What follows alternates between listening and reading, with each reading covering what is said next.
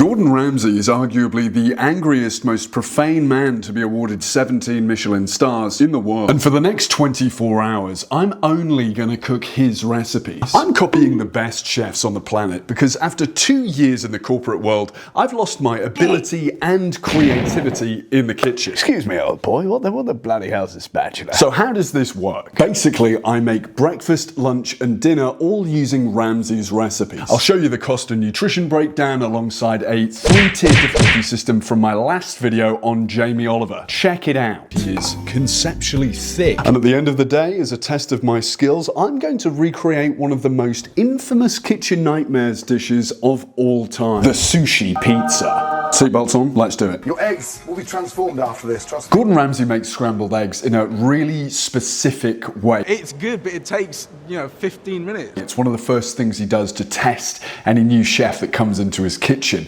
I'm going to learn from the man himself. This is a show called The F Word, and in this clip, Gordon Ramsay is going to, abuse 4 women that he's got on his show, but also demonstrate how to make the perfect scrambled eggs. I'm going to watch this once, and I've got to do the scrambled eggs from memory. I'm so serious, I'm even going to take notes. What have you got for me, Gordon?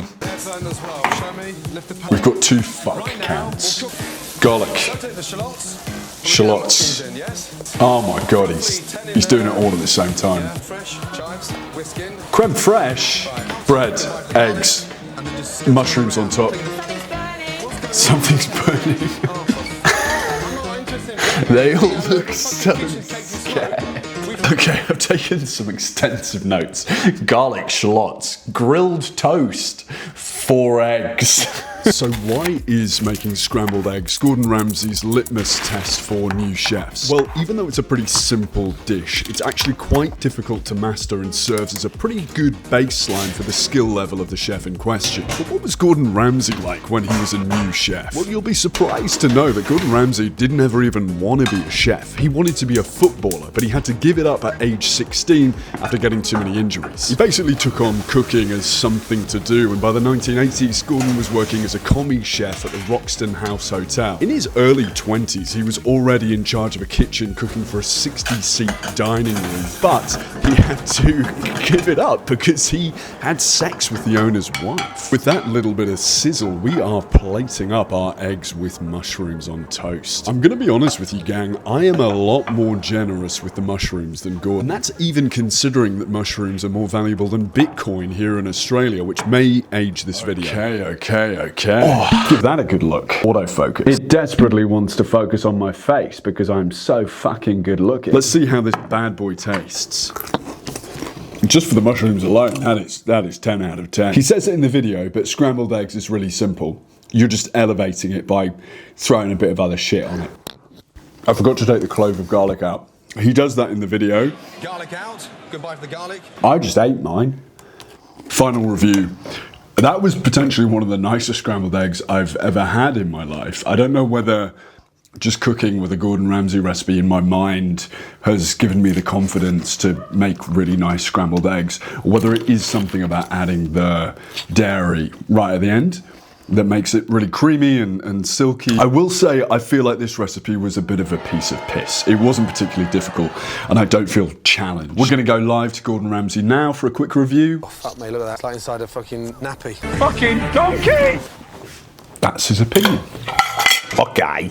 Next up, I wanted to pay homage to the fact that Gordon Ramsay is kind of a bit of a fitty. I mean, seriously, this man is a triathlete. Expected more out of you! Come on, chef! However, Gordon started his fitness journey at 40 years old. He said, I was overweight, 18 stone. I looked like a sack of shit. So to reverse course, Gordon took on a crazy new fitness regime. That includes getting out of bed first thing and just doing 25 push-ups, 50 on a weekend. Thirsty for Gordon. This is Gordon Ramsay's healthy version of a Californian chicken burger. I'd probably put the difficulty at a bish bash bosh because there's a few moving parts and I probably wouldn't knock it out for myself on a random Monday afternoon. However, there was this weird flour egg gunk left in the bottom of the bowl, so I decided to make myself a quick pre-burger snack. Any day can be Shrove Tuesday. Because stupidly, what I didn't realise it actually made was basically a pancake. I hate food waste and I'm pretty sure I missed pancake day. Pretty nasty. I thought that was going to be weird and gross. It's yummy. Come on, Gordon. Don't know why I'm thanking Gordon Ramsay for that. That was a brainchild entirely of my own genius. Maybe I have a Gordon Ramsay only in my head that tells me what to cook and who to kill. He's quite convincing. I do find it really interesting when people make healthy versions of unhealthy recipes. When I lost a lot of weight when I was 20, I was pretty much addicted to junk food. But my idea wasn't to healthify the junk food, it was to just cut it out entirely. That was just more sustainable for me. I'm really bad at moderating my behavior. Like, if I'd said to myself, Will, you can have a Chinese takeaway once a week, that would have turned into twice a week, then 3 times a week, and then, fuck me, I'm 18 stone like Gordon Ramsay. Which was, incidentally, the weight that his wife said she was simply just going to leave him. Okay.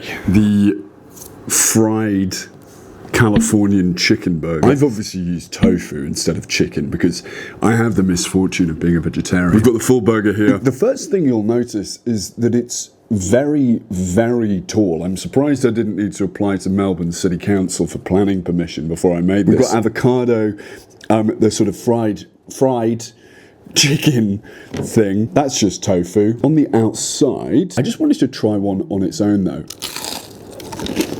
Review on the ground. I love the texture. Anything crunchy, I mean, I should have marinated the tofu. Now, I shall go in for the burger itself. Bloody hell, this is massive. Okay. The spring onion yogurt thing, bellissimo. I only got the tip of the tofu thing. Please, would you just autofocus? You have to like lunge at it. I don't have the jaw retraction capabilities of a python. I've tried to improve, but I just can't. That's why I could never get into porn. Do I feel fit eating this? This is from the Gordon Ramsay Fit series. I think it's fit in the sense that by comparison, and we've got to remember that comparison is the thief of joy. Covered in yogurt. This is so much healthier. However, are there other healthier options to have for one's lunch? Yes, definitely. But does this hit the spot if you're looking for a chicken burger that's a bit healthier, the macros are a bit better, you want to eat the same stuff that you usually do, but just ever so slightly adjust it so that it's not going to clog your arteries and kill you at 52. Okay. As evening drew in, I mentally prepared myself to summit Mount Gordon and complete my final challenge, the sushi pizza. That is rancid. Now listen, the OG sushi pizza was sushi with pizza toppings. What I proposed to do was something far, far more dangerous. A pizza with sushi toppings. Ironically, Gordon Ramsay's website was down when I tried to get his pizza dough recipe, so I had to use Jamie Oliver. Now, while this proves next to my stinky running shoes, I'm going to go on a secret mission to the sushi shop. In the spirit of kitchen nightmares, I decided I was going to half-ass this step and just buy some sushi. But then, disaster struck. When I made it to the sushi shop, it turned out that it was a taco sushi shop. I spent $8.16 on this monstrosity. It smelled pretty weird, and I knew the Gordon in my head was going to make me start hitting myself again. Guys, I'm going to be frank and honest with you. I have no idea what I just bought. I thought I was going to a sushi shop and they sell sushi tacos.